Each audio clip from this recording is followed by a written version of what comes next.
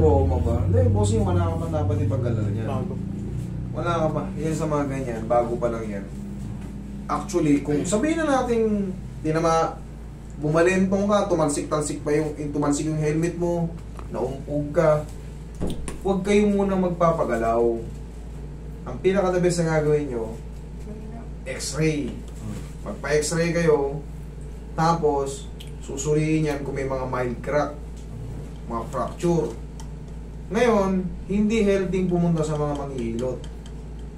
Pero kung na-X-ray ka na, tinignan, marunong yung nilapitan mo, sir, ganito, na-dislocate yung shoulder mo, pwede nating i-adjust. Pero dito may basic dito mo. Depende na kung kaya nung manghihilot ng nilapitan mo. Pero unang-unang gagawin nyo, hospital talaga kayo. Pag nasempla kayo, magpa-X-ray kayo. Lalo kung naumpog yung ulo nyo, syempre kailangan natin ng CT scan yan. Hindi kayo pwede magpahilot.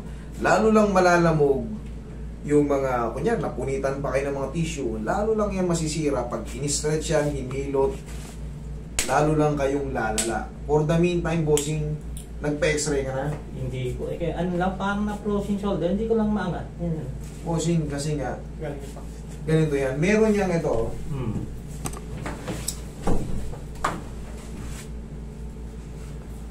Yan. Yan, oh. Ganyan.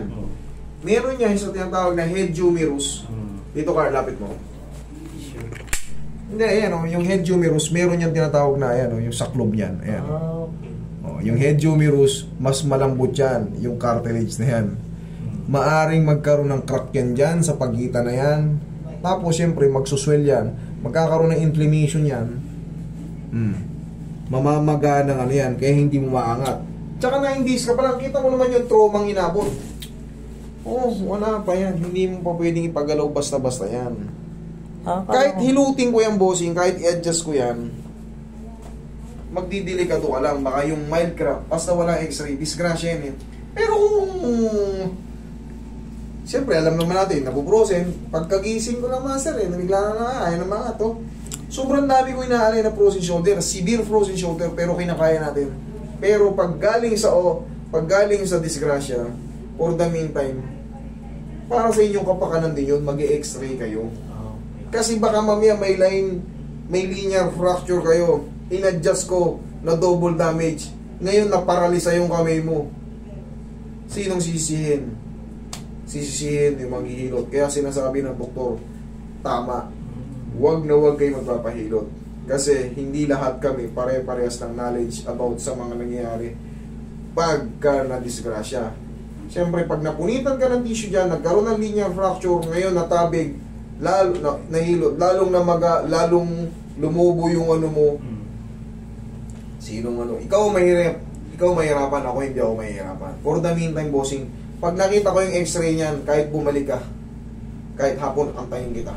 Pero for now, yung bumalentong ka, natanggal ba yung helmet mo? Hindi naman, hindi natanggal yung helmet. Kanina sabi mo, natanggal eh. Bumagsak lang din ako talaga. Ayun yung helmet ko. Isang bagsak lang. Kaya nga, bossing, kahit anong pilit mo, ito ay para sa iyo rin. Magpa-x-ray ka, pa-x-ray mo yung mga portion na masakit. Huwag nyo ipapahilot yan, hindi sa ayaw ayaw kitang madisgrasya ng todo-todo. Kasi baka ma-double damage ka. Ikaw rin, baka mamaya mamagayan lalong tapos pati mga daliri mo hindi mo maikilos pag na-double damage ka. For the meantime talaga, ang kailangan yan. Tsaka siyang na araw pa lang, waiting ka pa talaga yan. Pinaka-the best talaga pag na-disgrasya, x-ray, kung naumpog yung ulo nyo. Kasi baka mayroong delay. Delay reaction. Pagka nagkaroon ng delay reaction, baka mamaya magkaroon kayo ng dementia or magkaroon kayo ng Alzheimer's o yung bagay yung mga pagkalimot. Basta ang pinaka-the best yan, hospital talaga. For the meantime. Saka sa akin naman, wala kang babayaran na idol pag ganyan. Wala kayong babayaran sa akin. Ang mahalaga, may paliwanag ko kung ano yung tama para sa inyo. Para hindi kayo ma-double damage. Okay? Trim, sana may Sige, X-ray na lang ako muna. Okay.